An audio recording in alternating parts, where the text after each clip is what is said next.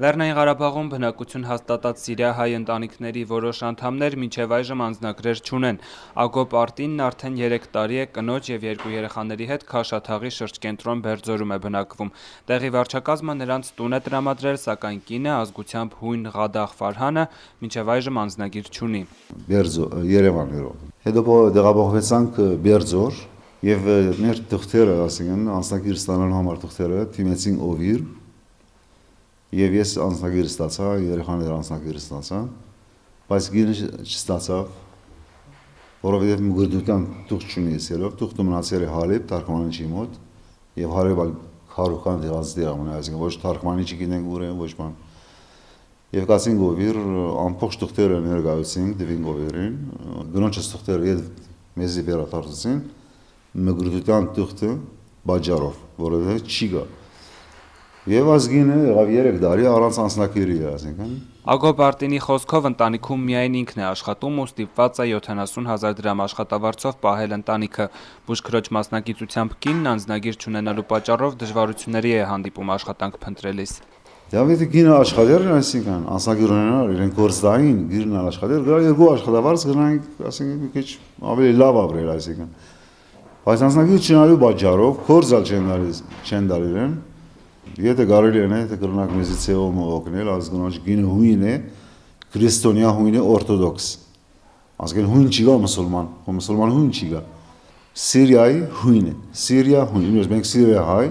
գինը Սիրիա հույն։ Միակ փաստաթուղթը, որ Ղադաղ Ֆարհանն ունի, Լեռնային Ղարաբաղի ոստիկանության տեղեկանքն է այն մասին, որ Ֆարհանն անձնագրի կորստի հետ կապված դիմել է անձնագրերի բաժին, որը սակայն որևէ իրավական ուժ չունի։ Հարութ Սեֆերեկլյանն էլ 4 ամիս է, ինչ կնոջ հետ հաստատվել է Բերձորում։ Կինը Ռիմի Հադաթը սիրիացի է, ճիշտ է, Հայաստանի անձնագիր ստանալու համար դեռ չի դիմել, բայց երիտասարդ ընտանիքն արդեն տեղյակ է սպասվող դժվարությունների մասին։ Դիմեցինք մենք Երևան հարցուցենք ոստեղ, բայց բոլորը ասացին, որ չի կարելի, քանի որ ինքը հայկական մգրտություն չունի եւ դժվար է շատ էս, ով որ չէ մգրտված պասպորտը ստանալ։ Մեր խնդրեմը այն է, որ ինքը եթե որ ուզում է քաղաքից դուրս գա, գարանայի այդ Հայաստան դառնա կամ Ղարաբաղ դառնա, այդ վախի մեջ ենք,